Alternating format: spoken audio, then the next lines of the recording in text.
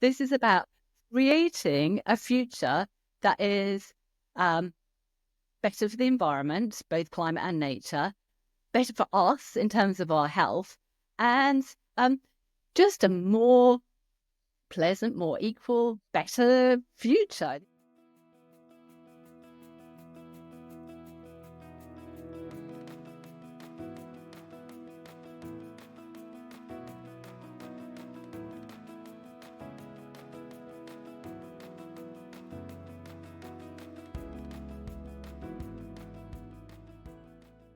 Welcome to Talking About Thinking the Unthinkable, our latest leadership conversation and podcast.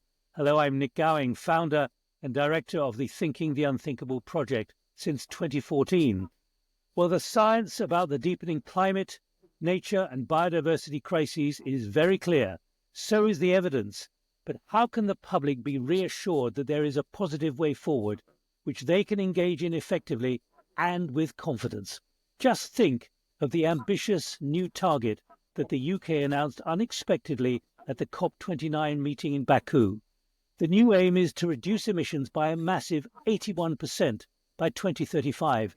Yes, reduce by 81%. How on earth can I change my life that dramatically? You and most people will be asking. And why? Can someone tell me? Well, my guest for this podcast is Emily Shuckburgh. She has a clear answer. It's the word communicate. We must change the narrative, as she puts it. We must frame options in a positive way that encourages, not frightens people. Well, Emily is a climate scientist, a mathematician, an expert on Antarctica, and a science communicator. Crucial for this podcast is that she is director of Cambridge Zero at Cambridge University. The huge project's core aim for the past 5 years has been to try to coordinate all the university's massive but disparate expertise and science on climate. Well, welcome, Emily. In these 18 minutes, let's excite people with positives. What do you mean by creating a new narrative? I mean creating a vision of the future that we all want to be part of and that we can all see our role in. And as you say, I'm from the University of Cambridge, and I see every day ideas and innovations that are being created around the university that can be part of that positive vision of the future. And I find that inspiring, and I hope that other people would also find it inspiring. What's wrong with the narrative as it exists at the moment? Let me put it to you. It's very negative because of the awfulness of the science. Well, it is. I'm a climate scientist, and I've spent my career studying the changing climate. And 5 years ago, I'd almost got to the end of, my ability to cope in some senses with the magnitude of the awfulness of the situation. And I particularly studied the polar regions and the changes that have dramatic, potentially catastrophic global impacts that are occurring in the polar regions are, in a sense, heartbreaking. But I decided 5 years ago that, in a sense, enough was enough. You can either take what's happening in the world as a given and give up, essentially, or we can say, right, this is the challenge that we've got to respond to as individuals and as a global community.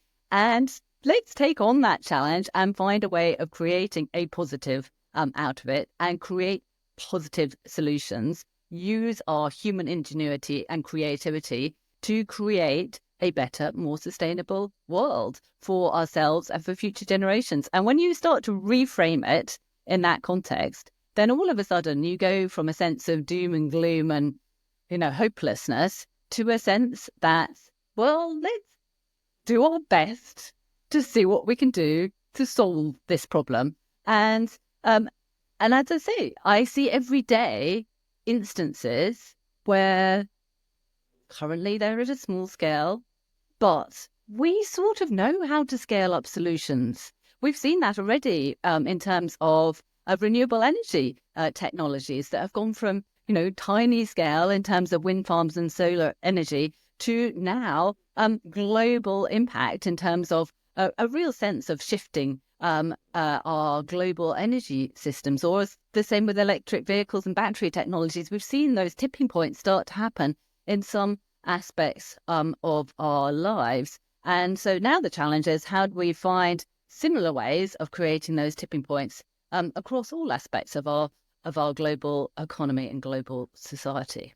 Well, here are you and I talking Mm. about this. We want to find ways of creating a positive narrative. How do you think that can be done? Things are moving in the right direction, but overall, that isn't the impression that the average person in the public who's not a scientist, who just gets on with their life and sees the heavy rain and the baking heat.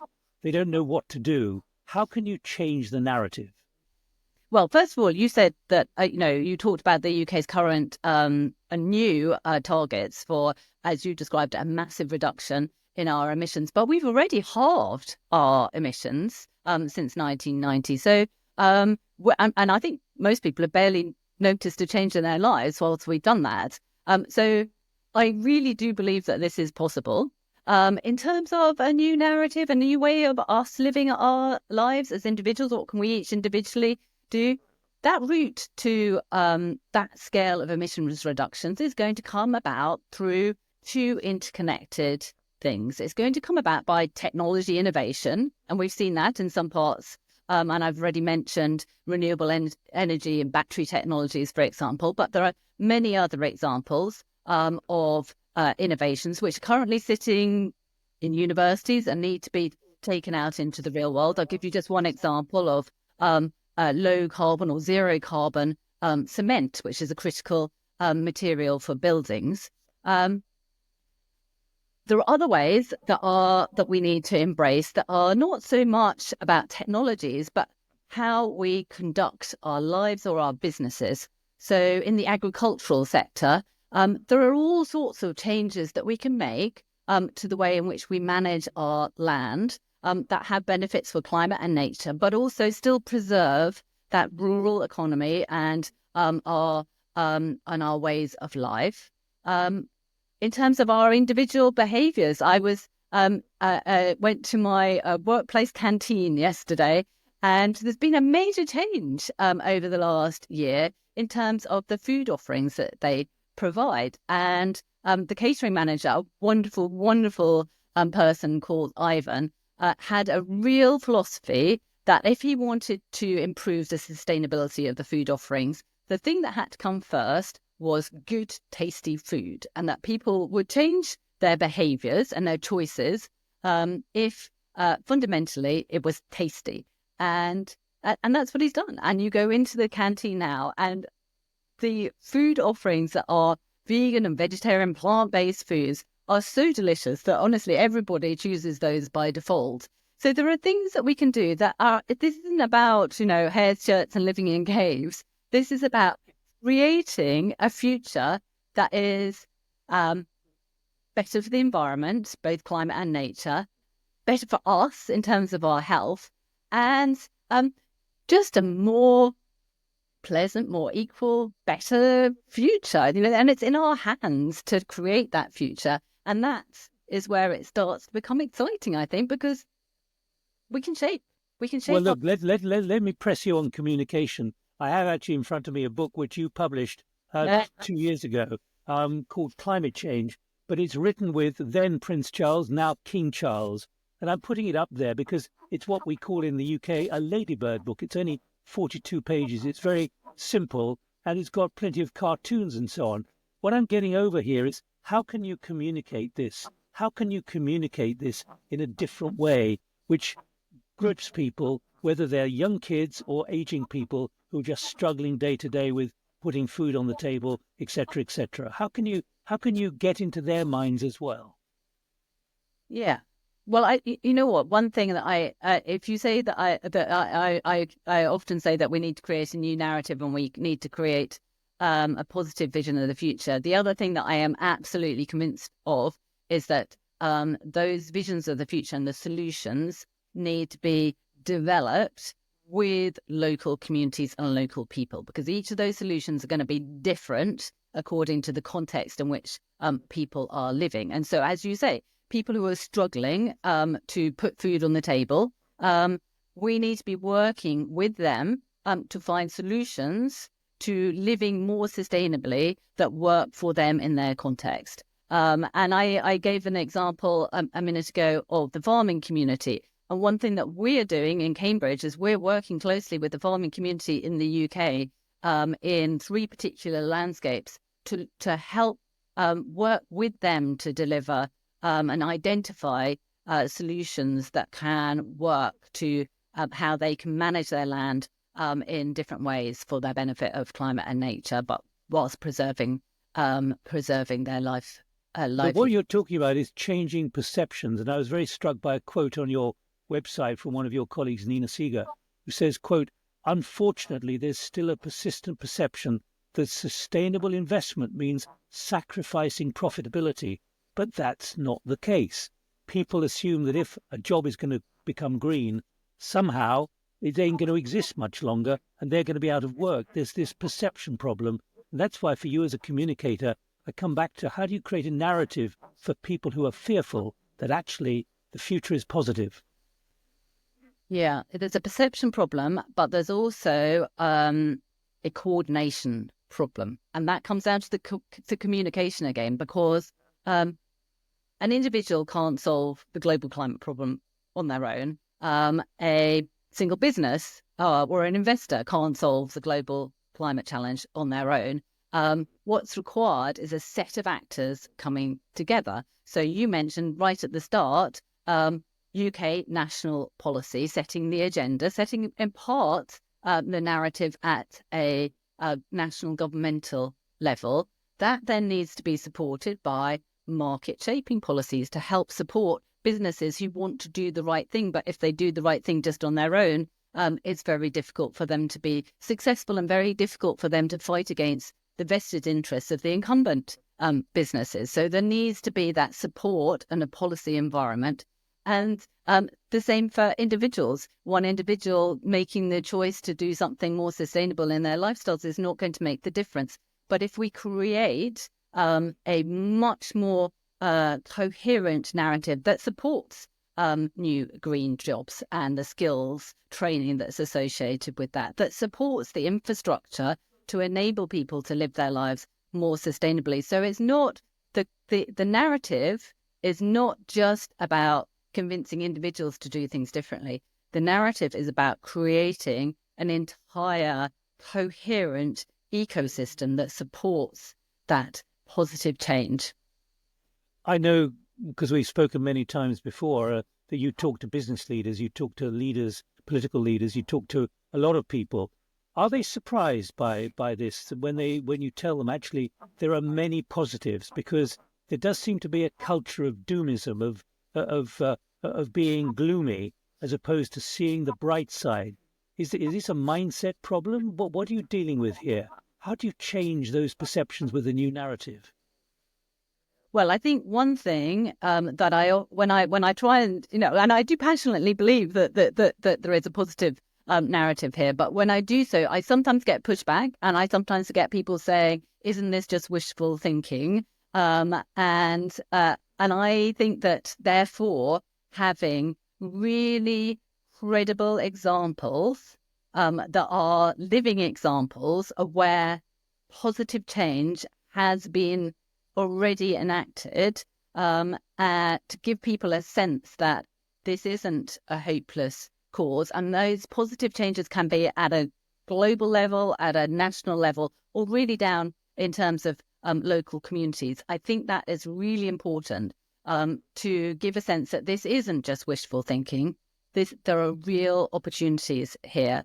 And in some senses, I get frustrated when I see, as I describe, innovations that are sitting in the university context. We've got people in our chemistry department here who are developing effectively artificial leaves to create new sustainable fuels. It's a wonderful concept. It's still on the lab benches at the moment, but with the right support and investment, that could scale up and be transformational. So I get frustrated sometimes that I see the new ideas here, the elements, the little the leaves of the positive vision of the future. And what needs to happen is they need to come together and be supported so that they go from being leaves to entire trees and then forests of the future. We're talking here about the information space, and there are many who are the skeptics, fossil fuel lobby, etc., and certainly in America, who are very cunning, very canny, putting a lot of money into debunking much of what you're saying. How do you counter that with a new narrative? Does it require money? Does it require commitment? Does it require government? What does it require?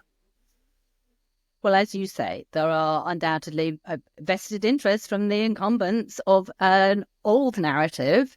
And if a new narrative is to have hope of getting, cut through in the midst of those vested interests of the incumbents, then support is required, because it's simply not going to be the case that a little, minnow of a good guy of a narrative is going to be able to come up against the sharks of those invested interests, unless there is the right support to enable that to happen. And that support is partly about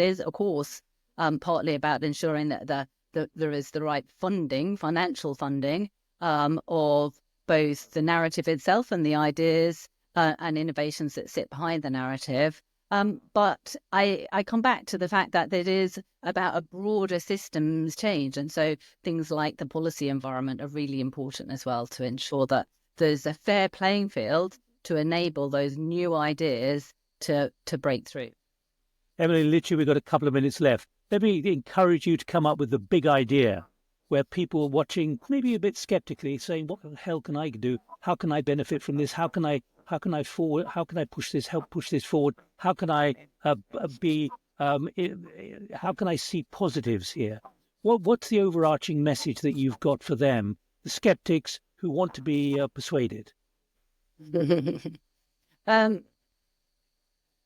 I don't know. Listen, everyone, I don't have a single answer for you, Nick. If I did, then then I would have been able to change the world already. I think that for everyone, it is slightly different, and I see that when I speak to people. So there are some people I speak to who say, why don't you tell the truth? Why don't you tell the truth on the scale of the challenge? And well, I've tried to, in terms of the scale of the challenge, and I've spoken about the vast changes that are happening in the polar regions, and that is deeply concerning. For some people, if I describe the scale of the challenge and the potential of really catastrophic changes occurring in the climate system if we don't address our global emissions very rapidly, then other people worry that that's scaremongering and that's a turn-off. So there's, somehow in the mix of all of that, different people with different values and different ways of seeing the world require a different way of thinking about it. And I think that diversity is fine. But what we ultimately need is the world to come together in a common cause, in a common future, with a common vision of what a desirable future is. And I would argue that everyone can agree that a desirable future is one where we are living healthily, where we are helping to support a healthy planet, which is the planet that fundamentally sustains us. And that means a healthy environment and healthy nature. And if we can create something that has those elements together, then we have a positive vision of the future that can be a vision that sustains us, our children, and our grandchildren. Well, Emily, thanks so much. Emily Shuckburgh, thank you. You can reference every detail that Emily has given me because a transcript of the podcast is posted in parallel on our website, along with contact details for Emily at Cambridge Zero. Do please join us when we next have a conversation about thinking the unthinkable. From me, Nik Gowing, until the next time, keep thinking unthinkables, keep positive as well. More than ever, it's both possible and necessary. Bye-bye.